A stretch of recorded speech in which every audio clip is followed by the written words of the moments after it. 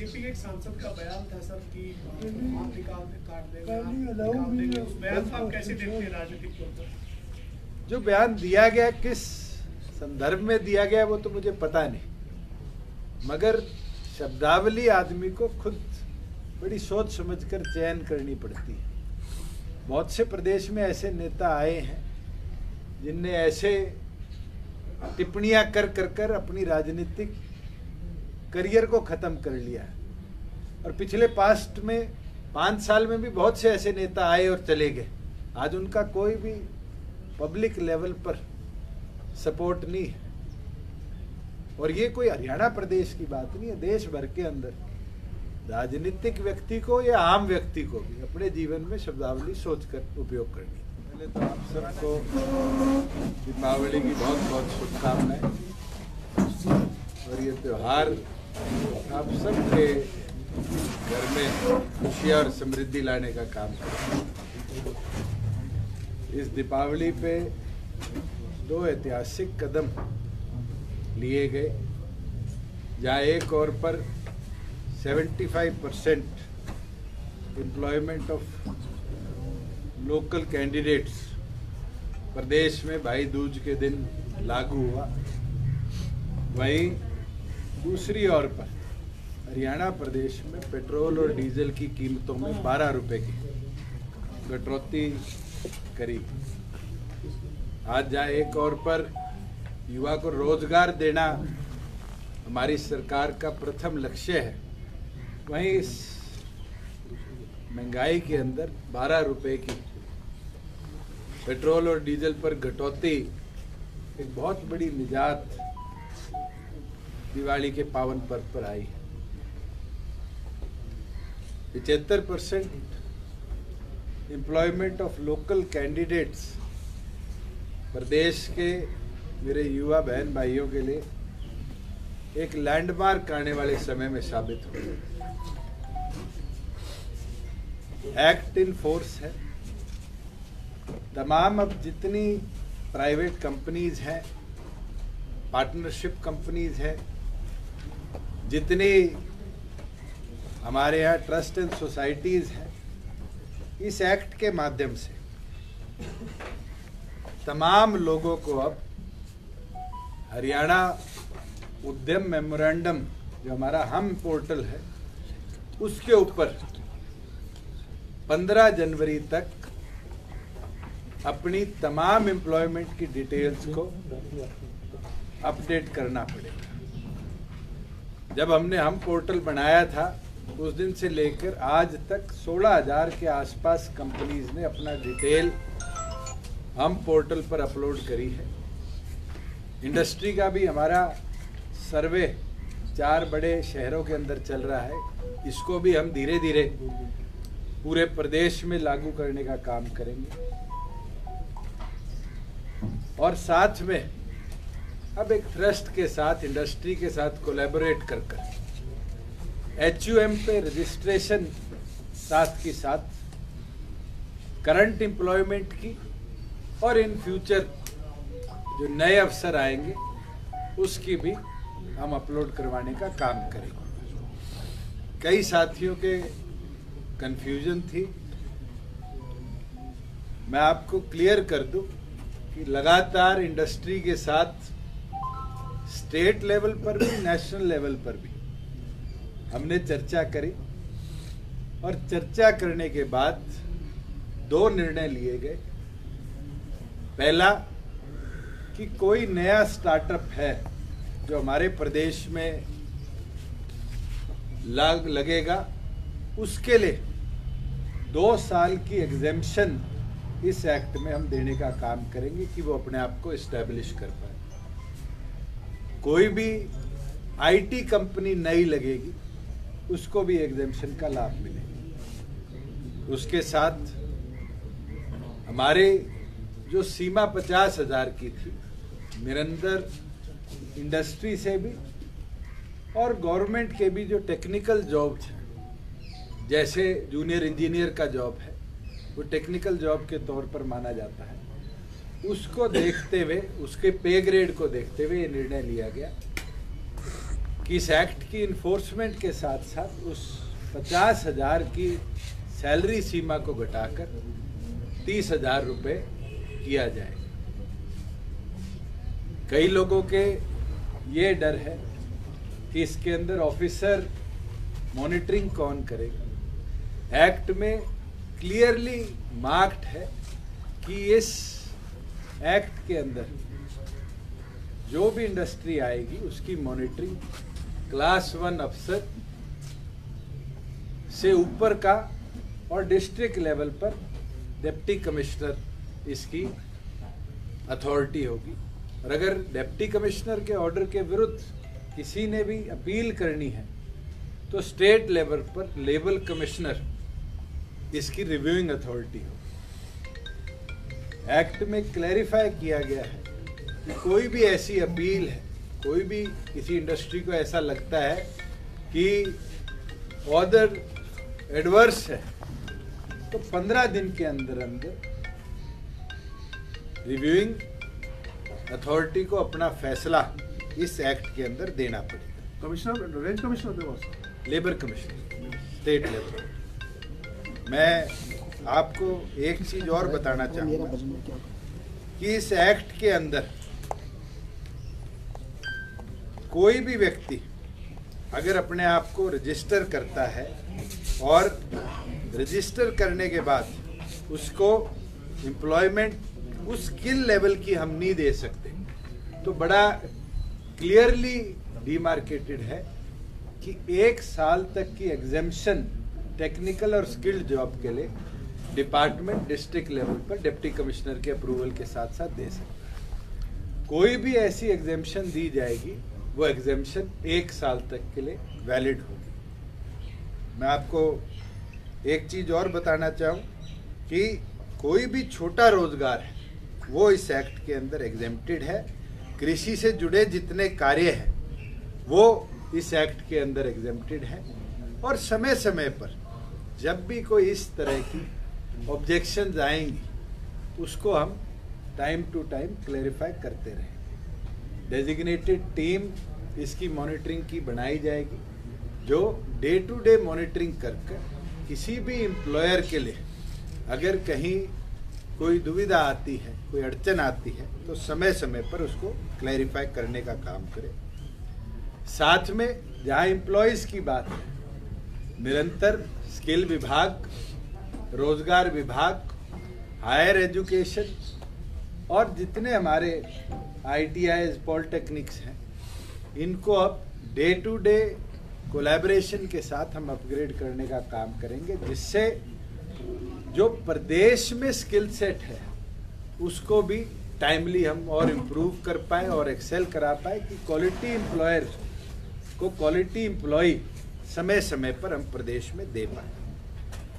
कई लोगों के लिए ये सवाल भी था जिसको हमने कई बार पहले भी क्लैरिफाई किया है कि लोकल एम्प्लॉय किसको कहा जाएगा। पिछले महीनों में सरकार द्वारा निर्णय लिया गया है कि प्रदेश में जो भी व्यक्ति 5 साल से ज्यादा से रह रहा है उसका हरियाणा प्रदेश का डोमिसाइल बनेगा और वो तमाम लोग इसके अंदर कवर होंगे, जिससे जो लोग हमारे यहाँ पर आए हैं, रह रहे हैं, उनको भी 5 साल के बाद बराबर हिस्सेदारी इसके अंदर मिलेगी। कई लोगों के ये डर है कि जी हमारा रोजगार छिन जाएगा। इस एक्ट में क्लियर प्रोविजन है कि एम्प्लॉयर द्वारा हम पोर्टल पर जिसको भी एम्प्लॉय दिखाया गया है, चाहे वो कॉन्ट्रैक्चुअल हो चाहे वो परमानेंट हो, अगर उसको वो रिटेन करता है तो वो उसकी एग्जिस्टिंग एम्प्लॉयमेंट के तौर पर ही गिना जाएगा, ना कि नई एम्प्लॉयमेंट के तौर। अगर हरियाणा के किसी प्लांट से दूसरे प्लांट में कोई एम्प्लॉय ट्रांसफर होता है तो वो भी इस एक्ट के अंदर ऑलरेडी एग्जिस्टिंग एम्प्लॉय के तौर पर काउंट होगा। मैं एक चीज विश्वास के साथ कहना चाहूंगा कि निरंतर जितने हमारे बड़े चेंबर्स हैं, फेडरेशंस हैं, उनसे भी हमारी चर्चा हुई है जितनी इंडस्ट्रीज है डिस्ट्रिक्ट वाइज उनसे भी चर्चा हुई है और उन सब से चर्चा के बाद हमने एक्ट को विधानसभा में ले जाने का काम किया था और एक्ट के इम्प्लीमेंटेशन के बाद जहां उनके और संशय थे उसको भी हमने समय के साथ हटाने का काम किया है और निरंतर हमारा प्रयास है कि हम बड़े तरीके से हमारे जो युवा पढ़े लिखे बहन और भाई प्रदेश के हैं मेरे, उनके हाथ में सक्षम अच्छा रोजगार देने का काम करें। साथ में अब हम आने वाले दिनों में एमएसएमई के लिए एक योजना लेकर आएंगे जहां ब्लॉक लेवल पर छोटे एमएसएमई इंडस्ट्रियल पार्क हम लगाएं जिसमें ज़्यादा से ज़्यादा लोकल प्रोडक्शन भी बढ़े, लोकल एम्प्लॉयमेंट भी हो और हरियाणा की चीज को हम हरियाणा से बाहर भेजने का मौका दें। हमने अफ्रीका के 14 देशों के साथ पहला देश का स्टेट टू कंट्रीज कॉन्क्लेव किया और कामयाब रहा, जहां अफ्रीका सब कॉन्टिनेंट के कई देशों ने ये चाह दिखाई है कि हरियाणा के लोग वहाँ कृषि क्षेत्र में इन्वेस्ट करें, इंडस्ट्री में इन्वेस्ट करें और ये अवसर मिले हमारे प्रदेश के लोगों का कि वो दूसरे देशों में भी जाकर रोजगार के संसाधन बनाने का काम करें। एक, क्योंकि प्रोक्योरमेंट साथ की साथ चल रही है, हमने दिवाली से लेकर कल तक प्रोक्योरमेंट को रोक लगाई थी। पिछले वर्ष 2 नवंबर तक हमारे प्रदेश में 50,30,000 मेट्रिक टन पैडी की प्रोक्योरमेंट हुई। हमने इस साल मंडी व्यवस्था भी, किसान को बुलाने की व्यवस्था भी साथ की साथ और बेहतरीन बनाने का काम किया और उसका नतीजा है कि पिछले साल से भी 1.25 लाख मेट्रिक टन ज्यादा 51,50,000 मेट्रिक टन 2 नवंबर तक हमारे पास आई है। हमने सारे डिप्टी कमिश्नर से रिकॉर्ड मंगवाया है। आज से प्रोक्योरमेंट दोबारा शुरू होगी और हमारा टारगेट है कि 15 नवंबर तक हरियाणा प्रदेश के तमाम जो हमारे 16 जिले जहां पैडी की प्रोक्योरमेंट होती है उसके अंदर हम किसान के एक एक दाने को प्रोक्योर कर कर उसकी भी पूरी भरपाई पैसे की उसके खाते में कर दे। मैं आपके साथ साझा करता हूं कि हमारी एजेंसीज ने अब तक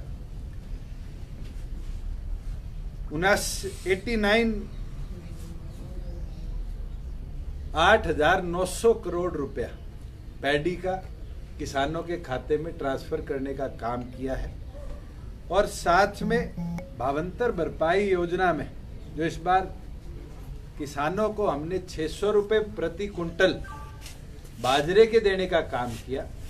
लगभग तमाम किसानों के खाते में डीबीटी कर 394 करोड़ रुपया हमने किसानों के खाते में ट्रांसफर करने का काम किया है और ये पहली बार हुआ है कि किसान का अगर आई फॉर्म 3 बजे के पहले कटा तो 5 बजे तक उसके खाते में भी हमने पैसा पहुंचवाने का काम किया और प्रदेश भर के अंदर इसका बेहद लाभ हमारे फार्मर्स को मिला है। इस वर्ष बेमौसम बारिश के कारण कई जगहों पर फसलों का नुकसान हुआ है और पिछले दिनों भी जो अनसीजन रेनफॉल हुई उससे सरसों की भी जहां बिजाई हुई थी उसके अंदर भी नुकसान हुआ। प्रदेश में 2015 में मुआवजा राशि का रिव्यू किया गया था, जहां पहले मुआवजा 3500 रुपये था और 4,000 रुपये था। पैडी का, वीट का, कॉटन का, शुगर केन का तो 4,000 था और सारी क्रॉप्स का 3500 था। इसको 2015 में रिवाइज किया गया और 3 कैटेगरीज के अंदर बनाया गया, 25 से 50, 50 से 75 और 75% से ज़्यादा नुकसान। और हाईएस्ट राशि जो मिलती थी वो पैडी, कॉटन, शुगर केन की 12,000 थी और सरसों, बाजरा, अदर क्रॉप्स की 10,000 रुपये प्रति एकड़ थी। निरंतर फील्ड के अंदर भी किसानों की मांग है कि इस राशि को बढ़ाया जाए और इसके लिए आज हम 3 सदस्य कमेटी दोबारा बनाएंगे। एमएसपी को देखते हुए, किसान की लागत को देखते हुए और प्रदेशों में कहाँ कहाँ हमारे से अगर कोई मैचिंग है उसको देखते हुए मुआवजा राशि को चाहे हमें 15,000 16,000 जितना भी बढ़ाना पड़े, अगर किसी किसान की फसल को नुकसान होता है तो इसको with in a weeks time हम इंक्रीज कर जो अब फसलों के नुकसान हुआ है उसका लाभ किसान को देने का पूरी तौर पर काम करेंगे। हमारा तो ये प्रयास है कि कृषि क्षेत्र में जितने हमारे किसान भाई काम करते हैं उनकी फसल की लागत जल्द से जल्द मंडी में उनकी फसल आने के बाद उनके खाते में पहुंचाई जाए कि वो अगली फसल के लिए जो बीज खरीदना है, खाद खरीदनी है, वो समय पर अपनी खरीद कर अपनी बिजाई को शुरू कर पाए कि जो हमारी एग्रीकल्चर जीडीपी है प्रदेश के अंदर वो इम्पैक्ट ना हो, वो इंक्रीज हो। अब कोई आपके सवाल? जो आपका जो तमाम हडल्स के बाद ये कानून पास हुआ है, 1 साल का टारगेट क्या लेके चल रहे हैं? आप लोगों ने भी कोई रिसर्च की होगी, कितनी नौकरियां हैं और सीधा डायरेक्ट बेनिफिट हरियाणा वासियों को 2022 तक मिल सकता है? मैं तो इतना बोल सकता हूं कि हमारा टारगेट ये है कि अगर प्रदेश के अंदर 10 लाख नए रोजगार आते हैं तो 7,50,000 रोजगार जो हमारे 30,000 की सैलरी से नीचे के हैं वो प्रदेश के लोकल कैंडिडेट्स को मिले।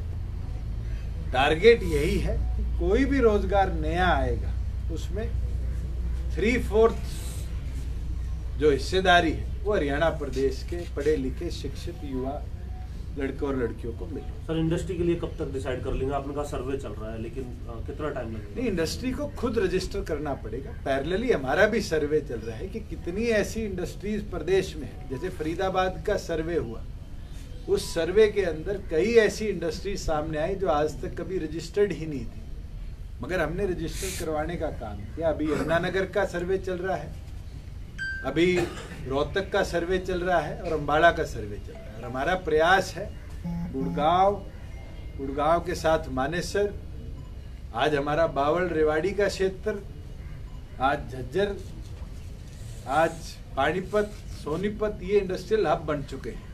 इनका भी जल्द से जल्द हम सर्वे कराएं। मगर हम पोर्टल 1 वर्ष पहले पूरे प्रदेश की तमाम इंडस्ट्री के लिए हमने खोल दिया था और उसके अंदर भी इंडिपेंडेंटली 16,000 से ऊपर इंडस्ट्री ने अपने आप को रजिस्टर कराने का काम किया। भूषण जी, आपने कई बदलाव किए। एक ये जिला वाइज क्या रहेगा? पहले आपने कहा था कि एक जिले से 10 जो कर्मचारी हैं वही रखे जा सकेंगे, और दूसरा सवाल इससे जुड़ा हुआ, जो आय सीमा आपने घटा दी 50 से 30,000, इससे तो फिर बहुत सारे जो जॉब अपॉर्चुनिटी थी वो चले जाएंगे, क्योंकि ये तो पहली चीज, किसी एम्प्लॉयर के ऊपर ये दबाव नहीं है कि आपने एक जिले के ही सारे 75% एम्प्लॉयज लेने हैं। हमने एम्प्लॉयर पे छोड़ा है कि अगर वो रिस्ट्रिक्ट करना चाहे तो वो किसी भी डिस्ट्रिक्ट के अगर युवा ज्यादा अप्लाई करते हैं तो वो उनको 10% पे अपनी इच्छा से रिस्ट्रिक्ट कर सकता है। कम से कम 10% तो लेना ही पड़ेगा अगर एप्लीकेंट्स हैं। हम तो उम्मीद करते हैं कि 75 नहीं 100% ही लोकल एम्प्लॉयमेंट बनती रहे। हम अपने युवा साथियों को उस लेवल पर स्किल कर पाए कि वो जाकर प्रत्येक रोजगार में अपनी हिस्सेदारी सुनिश्चित कर पाए। मगर पिछले वर्षों में एक ऐसी ग्लास सीलिंग हमने देखी है, चाहे वो हीरो होंडा के अंदर 2008 में जो तोड़फोड़ हुई थी, चाहे मारुति के अंदर 2009 में जो घटना हुई थी, कि बड़ी कंपनीज ने धीरे धीरे कर एक ग्लास सीलिंग अंग्रेजी में कहते हैं, पर्दा लगा दिया था कि एप्लीकेंट कुछ भी लेकर, किसी क्वालिफिकेशन को भी लेकर आए, अगर वो लोकल था तो कहीं ना कहीं उस पर प्रतिबंध था। इससे वो अपॉर्चुनिटी पढ़े लिखे युवा को मिलेगी कि वो जाकर अपनी हिस्सेदारी को सुनिश्चित कर पाए। सैलरी सीमा, क्योंकि टेक्निकल जॉब हरियाणा प्रदेश के जूनियर इंजीनियर का जो है वो 31,000 उसकी ग्रॉस सैलरी है अगर वो फर्स्ट टाइम एम्प्लॉय होता है।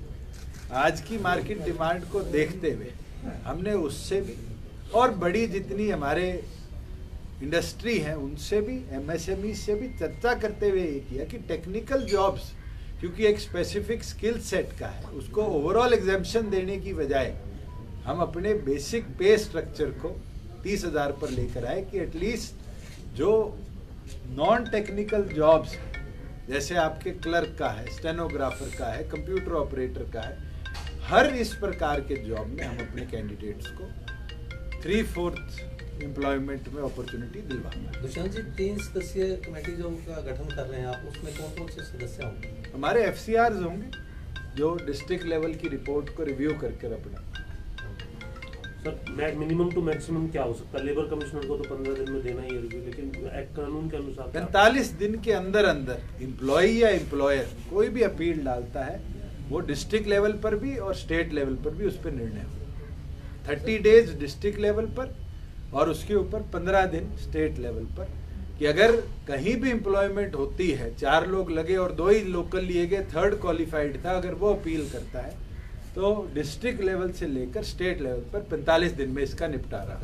एक सर अलग सवाल है इससे वैट को लेकर के क्लियर, क्योंकि रणदीप सुरजेवाला काफी ट्वीट कर रहे हैं, इतना घटा दिया उतना घटा दिया, कितना हरियाणा ने कितना घटा? सुरजेवाला जी शब्दावली बड़ी अच्छी यूज करते हैं, मगर भूल जाते हैं कि घटाया बढ़ाया हरियाणा प्रदेश में परसेंटेज पे वैट चलता है, और ओवरऑल जब टैक्स डिडक्शन होती है और केंद्र 5 और 10 रुपए करता है, वो 12 रुपए पहुंचता है, तो सिंपल मैथमेटिक्स है कि उसका इम्पैक्ट जो प्रदेश पे आता है, वो आज के दिन जब हमने 12 रुपए को दोनों को बराबर कर इशू किया है, तो लगभग 250 करोड़ रुपए हमारे एक्सचेकर पर आया है।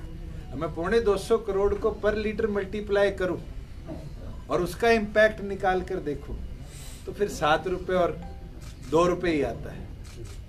वो शायद जब प्रदेश में मंत्री रहे तो कभी उनने एक्साइज नहीं देखा कि उनको ये नंबर्स पता।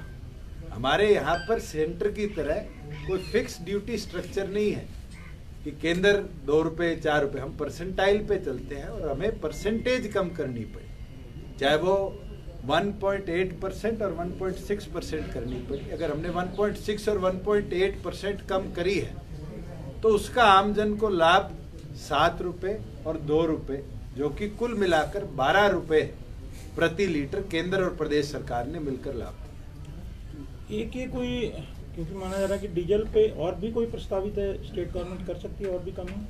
आज के दिन तो जो निर्णय केंद्र ने लिया, उसके बाद प्रदेश में हमने तुरंत ये निर्णय लिया कि उसका ज्यादा से ज्यादा लाभ दिया जाए।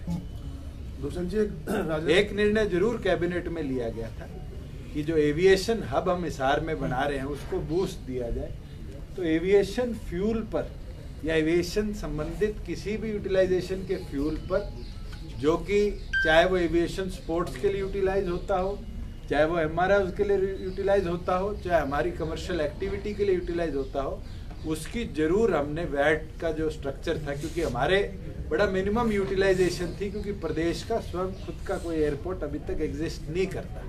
हमारे रनवेज तो हैं, हिसार हमारा पहला हब बनेगा, तो उसको एक बूस्ट मिले, उसको हमने 21% से घटाकर 1% पे लाने का काम किया कि नए लोग हरियाणा की तरफ देखें और हरियाणा में इन्वेस्ट करें। तो एक खाद को लेकर एक सवाल है कि खाद की जो जिस तरह से DAP को लेकर तमाम जो सवाल उठे, सरकार की तरफ से दावे तो बहुत किए जा रहे हैं, लेकिन सिचुएशन उस हिसाब से सुधर नहीं पा रही। सर इसी से जुड़ा सवाल सर, ये आज ही कुछ देर पहले ही फतेहाबाद में किसानों ने रोड जाम कर दिया और सरकार लगातार कह रही है खाद की कोई कमी नहीं। मैं आपको एक चीज जरूर स्पष्ट करना चाहूँगा, खाद की कमी कोई पहली बार नहीं आई। खाद की कमी ना आज के दिन प्रदेश में है। ऐसे जिलों के अंदर खाद हमने प्रायोरिटी पे भेजी जहाँ सरसों की बुआई हो, जो कि हमारे 8 जिले, और क्योंकि वीट की सोइंग जो है, बिजाई जो है, वो अब शुरू होगी। अगेती की तो जरूर लोगों ने कर दी, मगर पिछेती तो पंजाब में तो दिसंबर मिड तक भी चलती है। उसको देखते हुए हमने बैलेंस किया कि प्रायोरिटी उन जिलों में दी जाए जहां मस्टर्ड सोइंग, क्योंकि इस बार बारिश ज्यादा हुई, लोगों ने मस्टर्ड की बुआई भी इस बार प्रायोरिटी पे अर्ली डेज में करी, क्योंकि उनको पानी नहीं लगाना पड़ा। और उसके साथ साथ जहां अगर 1 बैग DAP की जरूरत थी, तो लोगों ने अपनी पूरी क्रॉप में जितना यूटिलाइज होना है उसको स्टॉक करने का, उठाने का काम किया। जिसके बाद जो रैक्स हमारे जींद में डिलीवर होने थे, कैथल में डिलीवर होने थे, उनको हमने उन डिस्ट्रिक्ट्स की ओर डाइवर्ट किया जहां प्रायोरिटी पे डिमांड थी। धीरे धीरे, क्योंकि अब वीट के लिए भी डीएपी की डिमांड आ रही है, आज हम उन जिलों की ओर भी हमारे रैक्स डाइवर्ट कर रहे हैं। जो शेड्यूल हमने केंद्र को लिखकर दिया था और जब जब डिमांड हमने अप्राइज करी थी, क्योंकि पूरे देश भर के अंदर उनको सप्लाई करनी पड़ती है, जो डिलेज आए थे केंद्र ने उनको भी सुधारने का काम किया है। और मैं मानता हूं कि अगले 2 से 4 दिन के अंदर अंदर जितनी मात्रा में हमें डीएपी की, यूरिया की, एसएसपी की, एनएपी की जहां जहां डिमांड है उसकी पूरी भरपाई हम कर पाएंगे कि वीट सोइंग के टाइम पे कहीं भी इस तरह की किल्लत हमें देखने को ना मिले। और आपके माध्यम से ये रिक्वेस्ट भी मैं करना चाहूंगा कि जितनी डिमांड आपके आज प्रोडक्शन के लिए दिखती है, उसको फार्मर भी अगर सेग्रीगेट कर कर परचेज करे तो कहीं ना कहीं ये समस्या से पूरे प्रदेश को निजात। सर जी, बाई इलेक्शन का रिजल्ट आया है, अभी 3 पार्टी आप इकट्ठा थे, लेकिन फिर भी अभय चौटाला को हरा नहीं सके और आज वो जा रहे शपथ लेने ट्रैक्टर पर। जो इलाहाबाद का रिजल्ट आया है, मैं ये मानता हूं कि हमारे तमाम कार्यकर्ताओं, जननायक जनता पार्टी की, भारतीय जनता पार्टी की एक जीत है कि लगभग 60,000 वोट हमारे कैंडिडेट ने वहां लेने का काम किया। और ऐसी स्थिति में जहां लोग किसान आंदोलन की बात करते थे, घुसने ना देने की बात करते थे, हमारे साथियों ने घर घर जाकर वोटों की अपील करी। अगर इम्पैक्ट इसका नेगेटिव होता और ये होता कि हमारा कैंडिडेट कमजोर पड़ा, तो फिर 60 नहीं 6,000 वोटों पे हमारा कैंडिडेट होता या उसकी ड्यूज वो होती। मैं तो इतना जरूर बोलना चाहूंगा कि हमारे साथियों ने बड़ी अच्छे तरीके से मेहनत करी, और जो लोग जीते हैं वो अपनी जीत कैसे बना रहे हैं तो आप सबको पता है। मैं जाऊंगा नहीं, 30,000 से जीतूंगा, इस तरह के दावे करने वाले व्यक्ति को 12,000 वोटों की जीत जनरल इलेक्शन में मिली और बाई इलेक्शन में वो जीत 6500-6700 तक पहुंची। इसका मतलब तमाम साथियों ने जो जोर लगाया उसका नतीजा है कि हम उस मार्जिन को घटा पाए। बिल्कुल कांग्रेस को मंथन करना चाहिए। जिस कांग्रेस के इतने बड़ी मात्रा में वोट पिछली बार आए थे, इस बार उसका ड्यूज भी वो नहीं बचा पाई, जमानत जब्त हो गई। मैं तो जरूर इतना बोल सकता हूँ कि ये कार्यकर्ताओं की मेहनत थी, इसका नतीजा इतना पॉजिटिव इलाहाबाद के अंदर। सर बार बार वो ये कह रहे हैं कि टिकरी बॉर्डर जाएंगे, सिंगू बॉर्डर जाएंगे, किसानों ने दोबारा कहा तो दोबारा इस्तीफा दे देंगे। तो इस्तीफा मजाक बना लिया। आज के दिन चुनाव लड़ना, चुनाव जीतना एक रिस्पॉन्सिबिलिटी है हर उस सिटीजन के लिए जो उस कॉन्स्टिट्यूएंसी का वोटर है। और कहीं ना कहीं इस तरह की बात करनी ये अपने आप में दर्शाता है, जो मैं आज से नहीं 3 साल से कह रहा हूं कि वो एक नॉन सीरियस पॉलिटिशियन है। आपने तारीफ तो की अपनी वोटिंग को लेकर, लेकिन इसका दूसरा पक्ष राजनीतिक तौर पर देखा जाए तो सरकार थी, जेजेपी थी और हलोपा भी उसके साथ थी, रणजीत सिंह चौटाला जी भी उसके साथ थे। उसके बावजूद भी किला तो अभेद रहा। गढ़ किले कमजोर तो हुए। आप तो कह रहे अभेद रहा, मगर 12,000 से 6,500 पे आ गए। और ये तो समय की बात है, तो 6,500 भी गिरने का काम करे। सरकार को मुआवजा वाली कमेटी बनाई है, ये जो अभी फसल जिनकी आप गिरदावरी करवा रहे थे, जिनकी 15 अक्टूबर तक इसका सारे का रिव्यू करेगी और अपनी रिपोर्ट 1 हफ्ते में देगी। एक सर किलोई में बंधक बनाए थे भारतीय जनता पार्टी। देखिए, जिस तरह का घटनाक्रम प्रदेश भर में चल रहा है, मैं तो इतना बोल सकता हूँ कि अब युवा को समझना पड़ेगा, देखना पड़ेगा कि उनके भविष्य पे कैसे इस तरह की गतिविधियों से रोक लगे। आज डेवलपमेंट वर्क्स रुक जाते हैं, सरकार की अनाउंसमेंट्स तो नहीं रुकती, सरकार तो अपना काम कर रही है, मगर कहीं ना कहीं जो आज युवा पढ़ा लिखा है वो पिछले 1 वर्ष से इस तरह की गतिविधि में है, और जिसका नुकसान डायरेक्टली उन्हीं को हो रहा है। 1 साल में तो हम उनके लिए कितनी जॉब अपॉर्चुनिटीज बनाकर बैठे हैं। अगर वो आकर रोजगार के साधनों में जुड़ना चाहे तो प्रदेश की तरक्की और विकास के अंदर अपनी हिस्सेदारी पूरी तौर पर दे सकते। बीजेपी के एक सांसद का बयान था सर कि हाथ काट देंगे, उस बयान को आप कैसे देखते हैं राजनीतिक तौर पर? जो बयान दिया गया किस संदर्भ में दिया गया वो तो मुझे पता नहीं, मगर शब्दावली आदमी को खुद बड़ी सोच समझकर चयन करनी पड़ती है। बहुत से प्रदेश में ऐसे नेता आए हैं जिनने ऐसे टिप्पणियां कर कर कर अपनी राजनीतिक करियर को खत्म कर लिया है। और पिछले पास्ट में 5 साल में भी बहुत से ऐसे नेता आए और चले गए।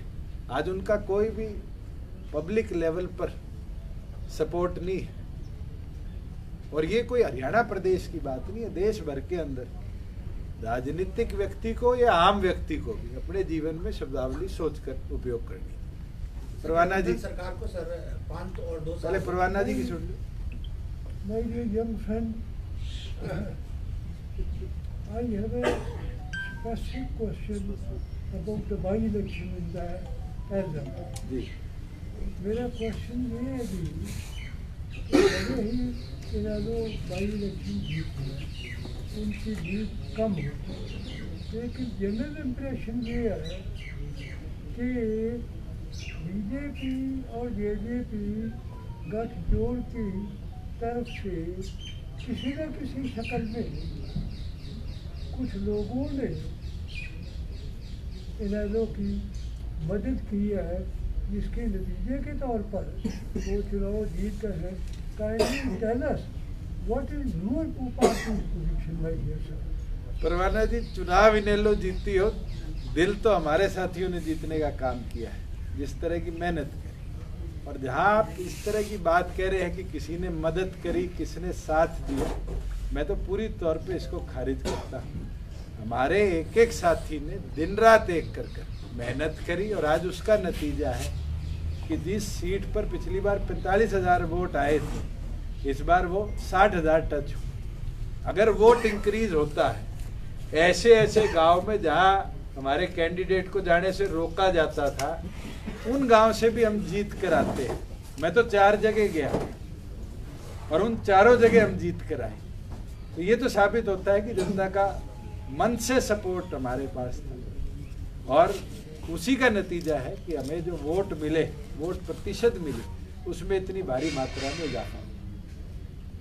सर एक सवाल था, 2 साल आपकी सरकार के हो गए, वो 5 साल जो उन्होंने पिछले बिताए वो 7 साल मिलकर सेलिब्रेट कर रहे हैं, उनके कार्यकर्ता लोगों घर जा रहे हैं। क्या जननायक जनता पार्टी भी अपना कोई कार्यक्रम बना रही है? बिल्कुल, हमारा स्थापना दिवस 9 दिसंबर का है और पार्टी के भी 3 साल होने के उपलक्ष्य में ये पिछली स्टेट बॉडी की बैठक में निर्णय लिया गया था, झज्जर के अंदर पार्टी का स्थापना दिवस हम बढ़ाएंगे। और इस दौरान अगले 1 माह में, क्योंकि आज से लेकर 1 माह बाद 9 दिसंबर है, 1 माह के अंदर घर घर जाकर कार्यकर्ताओं को जहाँ निमंत्रण देंगे, वहीं संगठन और सरकार में जितने लाभकारी फैसले आम जन के लिए लिए हैं, उसका भी पूरी तौर पर प्रचार हमारे कार्यकर्ता